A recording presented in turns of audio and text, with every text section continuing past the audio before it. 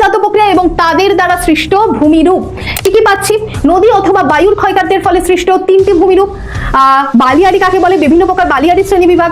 হিমবাহ এবং জলধারার মিলিত কার্যের ফলে সৃষ্ট ভূমিরূপ। নদী বা বায়ুর ক্ষয়কার্যের ফলে সৃষ্ট ভূমিরূপ। এই যে তিনটে, এই দুটো এই চারটের মধ্যে মোস্ট ইম্পর্টেন্ট পাওয়া যাবে। তোমাদেরকে চারটেই পড়তে হবে।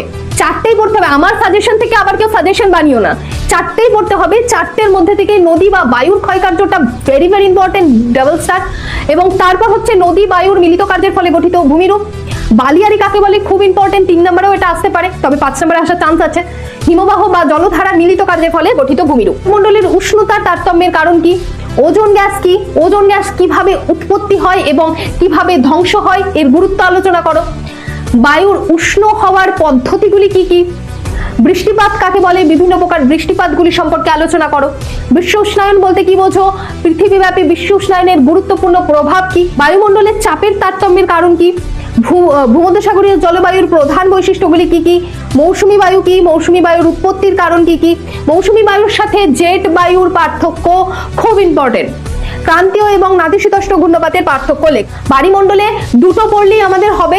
সমুদ্র স্রোতের কারণ কি কি? সমুদ্র স্রোতের ফলাফল কি? পৃথিবীব্যাপী সমুদ্র স্রোতের প্রভাব কি?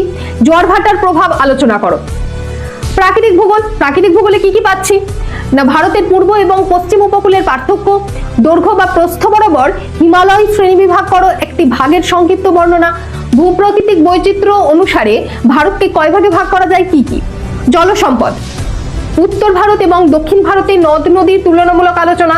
ভারতের জলসেচের বিভিন্ন পদ্ধতি। গঙ্গা, ব্রহ্মপুত্র এবং সিন্ধু নদীর গতিপথ আলোচনা। জলবায়ু।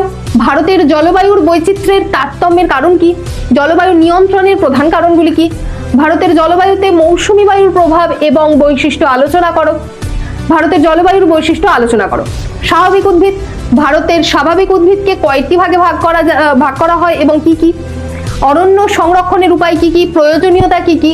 ভারতের স্বাভাবিক উদ্ভিদের বন্টনের উপর জলবায়ুর প্রভাব আলোচনা করো। এবার আসবো কৃষি। ধান, চা, কফি, ইক্ষু, কার্পাস। ধান, চা, কফি, ইক্ষু, কার্পাস। শিল্প। পূর্ব ভারতের লোহা ইস্পাত শিল্পের কেন্দ্রীভবনের কারণ। ভারতের পশ্চিমাঞ্চলে পেট্রো রাসায়নিক শিল্প।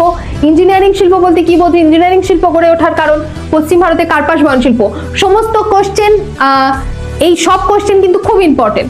ভারতের বিভিন্ন অঞ্চলে জনবন্টন এবং জনঘনত্বের তারতম্যের কারণ। জনসংখ্যা বৃদ্ধির কারণ।